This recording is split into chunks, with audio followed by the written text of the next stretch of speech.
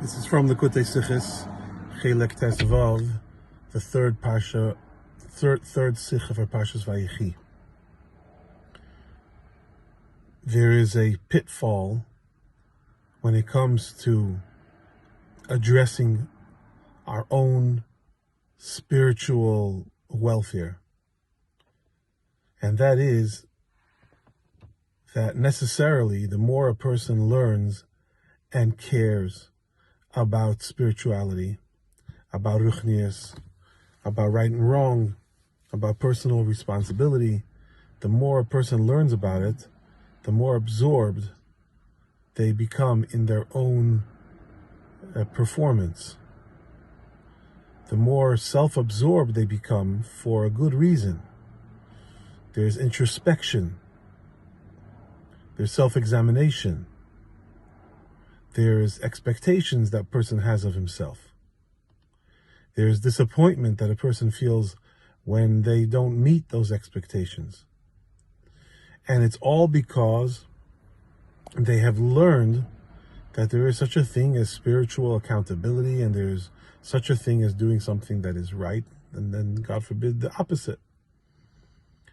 And a person who doesn't care about it spends almost no time in introspection, lives a carefree life from moment to moment, and doesn't waste any time on themselves insofar as reflecting on their own behavior or their own thoughts or their own words. And so usually we say that a person who immerses in self-reflection is a good thing. It's a symptom of a person who cares, and it's a sign of a person who knows the difference between right and wrong and feels responsible to Hashem and to others, and therefore will work on perfecting himself and improving himself. And yet we find that in this week's Parsha, Yaakov tells Reuven that he is not going to be the Kohen and the Melech of the brothers and the Jewish people. His family, his lineage will not be the Kehuna, will not be the family of Malchus. And yet we find about Reuven that he was, from all the brothers, the most introspective. For what he did with his father's tent, he didn't stop doing tshuva for 12 years. And his tshuva was emotional, and it was heartfelt, and it was serious, and he didn't rush it. And it wasn't just something that he brushed away.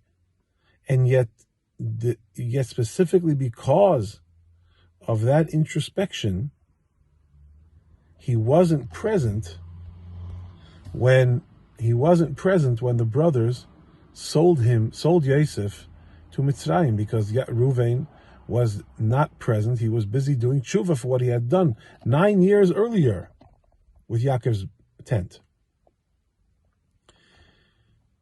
And so there is this fine line that although it's important for a person to turn inward, yet there's also, on the other hand, Yehuda, who did not come with some master plan to save Yosef, unlike Reuven, who had a plan to put him in the pit and then later save him and bring him home, but did not carry it out because he was busy doing tshuva for what he had done years before.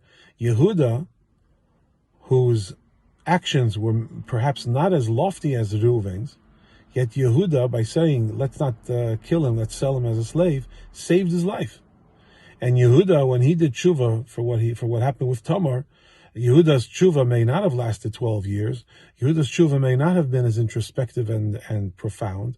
Yet Yehuda saved Tamar and her twins. And Reuven's tshuva, spiritual and beautiful as it was, almost got Yosef killed. And it led to Yosef being sold as a slave, which then led to all the family going down to Mitzrayim, which led to Galus Mitzrayim, which led to all of the exiles of all time that all stem from Galus Mitzrayim. So in our pursuits of spiritual betterment, we must never, ever forget that ultimately it's about doing what is good for somebody else. That's the most important thing.